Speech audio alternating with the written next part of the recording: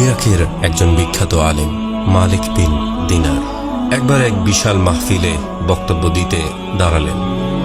এক শ্রোতা বলে উঠলেন, আপনার বক্তব্য শুরু করার আগে আমাকে একটি প্রশ্নের উত্তর দিন। মালিক বিন দিনার তাকে প্রশ্নের অনুমতি দিলেন। বয়স্ক শ্রোতা বললেন, আজ থেকে প্রায় 10 বছর আগে আমি আপনাকে মাতাল অবস্থায় পড়ে থাকতে দেখেছি। আপনি সেই অবস্থা থেকে ফিরে এলেন কিভাবে এবং এই ওয়াজের ময়দানে আপনি কিভাবে এলেন?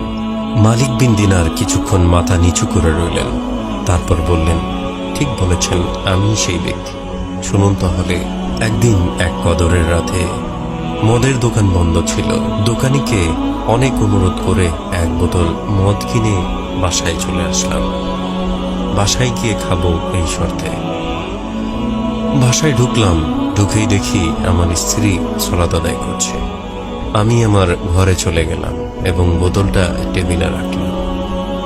আমার 3 বছরের শিশু মেয়েটা দৌড়ে এলো।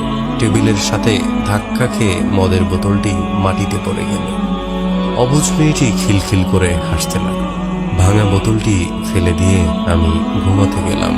সে রাতে আর মদ খাওয়া হলো না আমার। পরের বছর আবার লাইলাতুল কদর এলো। আমি আবার মদ নিয়ে বাড়ি এলাম। বোতলটা টেবিলে রাখলাম। হঠাৎ বোতলটার দিকে তাকাতেই কান্নায় বুক ফেটে গেল।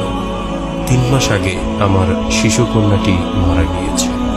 বোতলটি বাইরে ফেলে দিয়ে ঘুমিয়ে পড়লাম। স্বপ্নে দেখেছি এক বিরাট সাপ আমাকে তাড়া করছে। এত বড় সাপ আমি জীবনে কখনোই দেখিনি।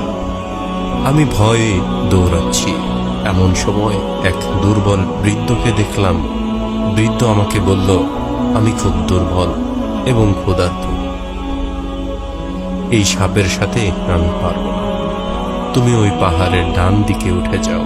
পাহাড়ে গিয়ে দেখি দাও দাও আগুন জ্বলছে আর আমার পিছনে এগিয়ে আসছে সেই সাপ। বৃদ্ধের কথা মতো ডান দিকে ছুটে গেলাম। দেখলাম সুন্দর একটা বাগান, বাচ্চারা খেলছে।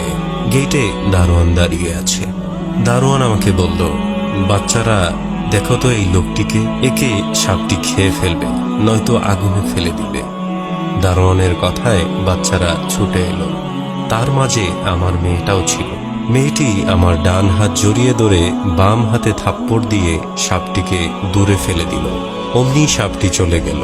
আমি অবাক হয়ে গেলাম এবং বললাম, মা, তুমি এত ছোট আর এত বড় সাপ তোমায় ভয় পায়? মেয়ে বলল, আমি জান্নাতি মেয়ে, জাহান্নামের সাপ আমায় ভয় পায়। আব্বা, এই সাপকে তুমি চিনতে পারছো? আমি বললাম, না মা।